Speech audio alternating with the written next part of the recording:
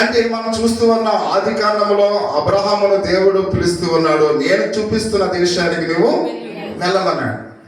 వెళ్ళమన్నప్పుడు Abraham ఏం చేస్తాడు? తన బంధువుల్ని, తన స్నేహితులను, రక్త సంబంధికులను, పొలమును, ఆస్తి పాస్తులన్నిటిని కూడా విడిచిపెట్టి యెహోవా ఎక్కడికి వెళ్ళమంటున్నాడో అక్కడికి వెళ్ళాడు. మనమైతే ఏమంటాం? నేను వెళుతున్న దేశంలో ఆహారం ఉందా, నేను వెళుతున్న దేశం గృహం ఉందా, ఇవన్నీ కూడా అడుగుతాం. కానీ అబ్రహాము ఏ విధంగా కూడా దేవుణ్ణి ప్రశ్నించలేదు కనుక ఆ దినాల్లో అబ్రహాం ప్రపంచంలోనే ధనవంతుడిగా దేవుడు ఆశీర్వదించాడు. అంటే దేవుడు మనల్ని ఎక్కడికి వెళ్ళమంటే అక్కడికి మనం వెళ్ళాలి. ఆయన ఏమి చేయమంటే ఆ పని మనం చేయాలి. ఆయనకి లోబడినప్పుడు దేవుడు సమస్తాన్ని కూడా మనకు ఇస్తాడు. ప్రియ సహోదరి సోదరా, కాబట్టి ఇక్కడ అంటూ ఉన్నాడు, ఒకవేళ నువ్వు నన్ను వెంబడించాలంటే నా కొరకు నీ యొక్క గృహాన్ని విడిచిపెట్టాలి, నీ ఇంటిని విడిచిపెట్టాలి, నీ బంధువులను విడిచిపెట్టాలి, నీ స్నేహితులను విడిచిపెట్టాలి అని ఆయన మాట్లాడుతూ ఉన్నట్లుగా మనం చూస్తూ ఉన్నాం. వీటిని వదులుకోవడానికి నువ్వు సిద్ధంగా ఉన్నావా అని ఆయన ప్రశ్నిస్తూ ఉన్నాడు. అంటే యేసుక్రీస్తు వారిని కూడా మనము నమ్ముకోవాలంటే చూడండి, మనం ఆయన నమ్ముకున్నాం కాబట్టి ఈరోజు దేవుని మందిరంలో ఆయన వాక్యాలు వింటున్నాం. ఆయన నమ్ముకోలేని ప్రజలు సరదాగా టీవీలు చూస్తూ ఉంటారు, సినిమాలు చూస్తూ ఉంటారు, వినోద కార్యక్రమాలని వాళ్ళని బట్టి ఈ లోకంలో వాళ్ళు సంతోషిస్తారు. కానీ ఇక్కడ మనం మౌనంగా ఉన్నాం, దేవునికి విశ్వాసంలో వాక్యాలు వింటున్నాం, భక్తి శ్రద్ధలతో ఇక్కడ ఉన్నాం. ఇక్కడ మనం అల్లరి చేయడానికి కుదరదు, గోల చేయడానికి కుదరదు, ఇష్టానుసారంగా మాట్లాడుకోవడానికి కుదరదు. అంటే మనము ఈరోజు దేవుని విశ్వసించాం కనుక మనం సంతోషాన్ని విడిచిపెట్టాం, లోక సంబంధమైన సంతోషాన్ని, లోక సంబంధమైన ఆనందాన్ని విడిచిపెట్టాం. లేకపోతే మనం ఇంటి దగ్గర ఉంటే ఇష్టానుసారంగా మాట్లాడుకుంటాం, ఆ మాటల్లో సంతోషిస్తుంటాం, ఆ మాటల్లో ఆనందిస్తూ ఉంటాం. ఇవన్నీ కూడా మనం విడిచిపెట్టి దేవుని యొక్క సన్నిధానంలో భక్తిగా మనం కూర్చున్నాం. ఇది అందరికీ సాధ్యం కాదు. ఈ లోక సంబంధమైన జీవితాన్ని జీవించేవారు ఒక చోట ఇలా మౌనంగా ఉండి కూర్చోవడం వాళ్ళకి ఏమాత్రం కూడా ఇష్టం ఉండదు. అంటే కొన్ని విషయాల్లో దేవుని మనం నమ్ముకున్నప్పుడు, దేవుని మనం అంగీకరించినప్పుడు, దేవుని యొక్క విశ్వాసంలో ఉన్నప్పుడు కొన్ని మనం ఏం చేయాలి? విడిచిపెట్టాలి. ఈ లోక సంబంధమైన ఆనందాన్ని విడిచిపెట్టాలి. కాబట్టి ఇవన్నీ కూడా విడిచిపెట్టడం నీకు ఇష్టమేనా? నీకు ఇష్టమైతే నన్ను వెంబడించు. కాబట్టి వెంబడించిన తర్వాత మనం వెనక తట్టు చూడటం కాదు, వెంబడించిన తర్వాత మళ్ళీ మనం లోకంలోనికి వెళ్ళటం కాదు, వెంబడించిన తర్వాత లోక సంబంధమైన సంతోషం వైపు మనం పరిగెట్టడం కాదు. మనం యేసయ్యను ఒకసారి విశ్వసించిన తర్వాత, నమ్ముకున్న తర్వాత, ఆయనను భయభక్తులు కలిగిన తర్వాత మనము దేవుని వైపు చూస్తూ ఆయన వైపు ప్రయాణం చేయాలి. అందుకని ఆయన మాట్లాడుతూ ఉన్నాడు. ఇక్కడ యేసుక్రీస్తు వారు ప్రశ్నిస్తూ, అది చాలా దాని యొక్క విలువ అపారమైనది. మన గృహాన్ని విడిచిపెట్టడం, మన ఇంటిని విడిచిపెట్టడం, బంధువులను విడిచిపెట్టడం, కొంత ధనాన్ని విడిచిపెట్టడం అది సాధారణమైన విషయము, అది ఎంతో విలువైనది. అంటే నీకు ఈ లోక సంబంధంలో ఏదైతే నువ్వు విలువైనదిగా ఎంచుకున్నావో ఆ విలువైనది ప్రభువు కొరకు మనం ఏం చేయాలి? విడిచిపెట్టాలి. కాబట్టి ఆ సమయాన్ని మనం దేవుని యొక్క సన్నిధానంలో గడపాలి. అందుకని ఆయన మాట్లాడుతూ ఉన్నాడు, యేసుక్రీస్తు వారిని వెంబడించేవారు పరిపూర్ణంగా వెంబడించాలని ఆయన ఆశపడుతూ ఉన్నాడు. ఇందాక చదువుకున్న లేఖన భాగంలో 1 రాజులు 19వ అధ్యాయము 21వ వచనములో అక్కడ ఎలీషా ఏమి విడిచిపెట్టాడో మనం శుక్రవారం చూసాం. ఆయన ఏమి విడిచిపెట్టాడు? ఆయన ఏమి విడిచిపెట్టాడు? తన కాడిని విడిచిపెట్టాడు, తన ఎడ్లను విడిచిపెట్టాడు.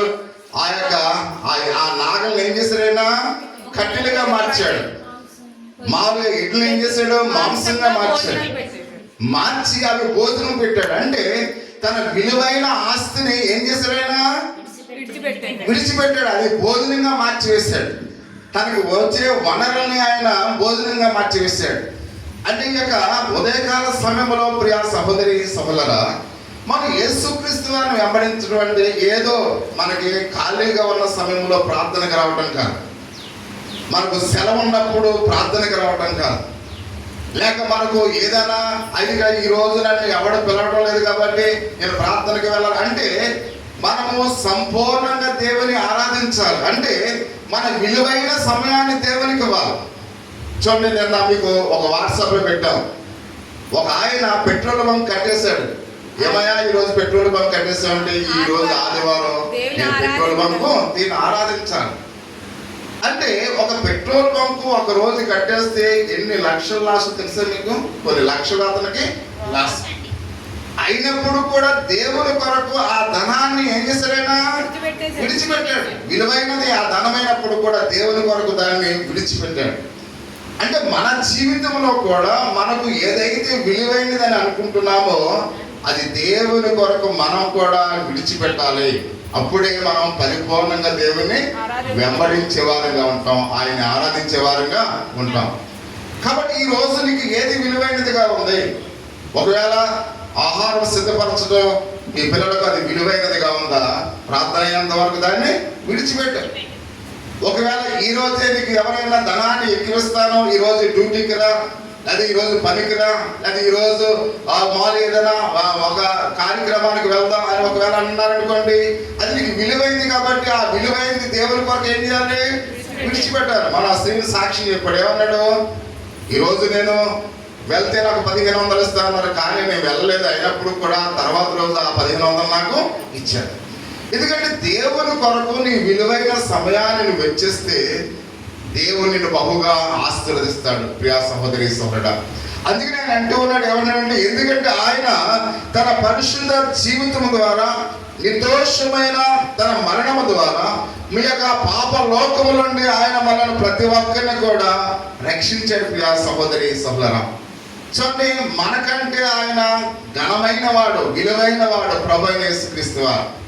ఆయన పరలోక రాజ్యములో వేవేల దేవదూతలతో పరిశుద్ధుడు పరిశుద్ధుడికి కొనియాడబడుతున్న నిత్య స్తోత్రార్హుడు. ఆయన ఈ లోకం వైపు చూస్తున్నప్పుడు మనందరం కూడా పాపులుగా ఉన్నాం, మనందరం కూడా నరక పాత్రులుగా ఉన్నాం, మనందరం కూడా ఆ నిత్య శిక్షకు పాత్రులుగా ఉన్నాం. అయినప్పుడు కూడా తన ప్రేమను బట్టి తన అధికారాన్ని విడిచిపెట్టి తన అంతస్తుని విడిచిపెట్టి తన్ను తాను దాసుడిగా ఈ లోకానికి వచ్చి నీ కొరకు నా కొరకు మనందరి కొరకు శిలువ మ్రాణి మీద తన ప్రాణాన్ని అర్పించాడు. అది కూడా ఆయన 33.5 సంవత్సరాల వయసు. అంటే యవనస్తుడు. ప్రియా సహోదరి సహోదరుడా, ఒక యవనస్తుడైన కుమారుడు మన గృహంలో చనిపోతే అది ఎంత వేదనో ఎంత బాధో ఆ గృహానికి తెలుస్తుంది. ప్రియమైన వారు, అంటే ఆయన 33.5 సంవత్సరాలలో సర్వమానవాళి కొరకు తన ప్రాణాన్ని అర్పించాడంటే ఆ 33.5 వయసు ఆ మానవుడికి ఎంత విలువైన వయసు. ఆ విలువైన వయసునే నీ కొరకు నా కొరకు ఆయన శిలువ మ్రాణి మీద అర్పించాడు. ఆయనే తన ప్రాణాన్ని అర్పించి ఆ విలువైన ప్రాణాన్ని మన కోసం ఈ లోకానికి విడిచిపెడితే మనము ఈ ధనము కొరకు, ఈ పనుల కొరకు, లేక లోక సంతోషం కొరకు దేవుణ్ణి విడిచిపెట్టేస్తున్నాం. అంటే మనం విడిచిపెట్టేది ఏంటి? ఆయన విడిచిపెట్టింది ఏంటి? మనం విడిచిపెట్టింది మన దగ్గర ఉండి పోయే ధనం. మనం ఒకవేళ ఈరోజు ఒకవేళ అనారోగ్యంగా ఉంటే మనం ఆ పనికి వెళ్ళలేము. మనకి శక్తిని ఇస్తున్నాడు, బలాన్ని ఇస్తున్నాడు. ఆ ఇచ్చిన శక్తిని, బలాన్ని లోకం కొరకు మనం భయపరుస్తున్నాం తప్ప దేవుని కొరకు ఏమాత్రం కూడా దాన్ని భయపరచలేదు. కానీ ఆయన బలాన్ని, ఆయన శక్తిని ఆయన నీ కొరకు నా కొరకు ఆ విలువైన ప్రాణాన్ని యేసయ్య నాకు ఇచ్చాడు అనే విషయాన్ని నువ్వు గ్రహించినట్లయితే ఈ లోకంలో ఆయన కన్నా విలువైనది నీకు ఏది కూడా లేదు. ప్రియా సహోదరి సహోదరుడా, కాబట్టి ఆయన ప్రాణాన్ని మన కోసం ఇచ్చినప్పుడు కూడా దాన్ని మర్చిపోతున్నాం. ఎంత దౌర్భాగ్యమైన జీవితాన్ని మనం జీవిస్తున్నామో ప్రతి ఒక్కరికి కూడా గమనించాలి.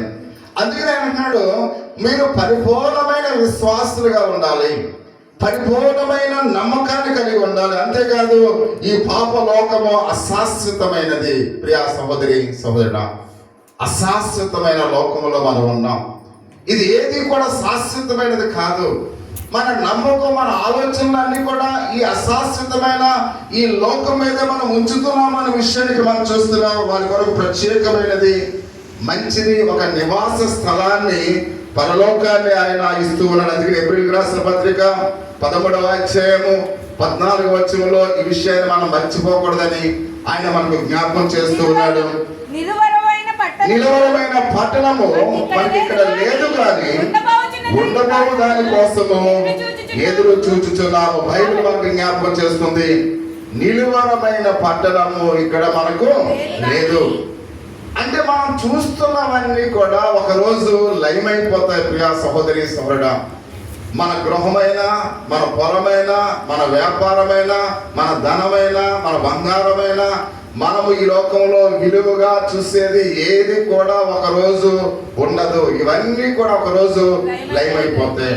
మనం ఎంతో సుందరమైన భవనాన్ని కట్టుకున్నా ఆ భవనం ఒకరోజు ఉండదు. ప్రియా సహోదరి సహోదరుడా, అంటే మనకు ఈ లోకంలో ఎంతో విలువైనవిగా మనం చూస్తున్నవి ఈ ఏమీ కూడా మిగలవు. అందుకనే ఎప్పుడు కూడా అబ్రహాము ఈ లోకంలో స్థిరమైన నివాసాన్ని అయినా ఏర్పరచుకోలేదు. ఆయన ఎప్పుడు కూడా గుడారాల్లో నివసించారు.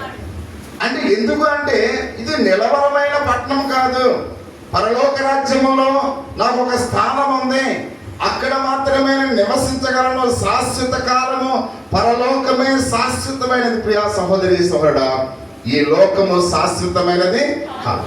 కాబట్టి మనము దీని మీద వెంపర్లాడుతూ ఉన్నాం, మనమేమో దీని మీద ఆశ కలిగి ఉన్నాం, మనం దీని కొరకే పాటు పడుతూ ఉన్నాం, మనం దీని కొరకే దివారాత్రులు కూడా కసించి పని చేస్తూ ఉన్నాం. అంటే ఇది శాశ్వతమైనది కాదు. కాబట్టి అందుకని అన్నాడు, నిలవరమైన పట్టణం వైపు మీరు చూడండి.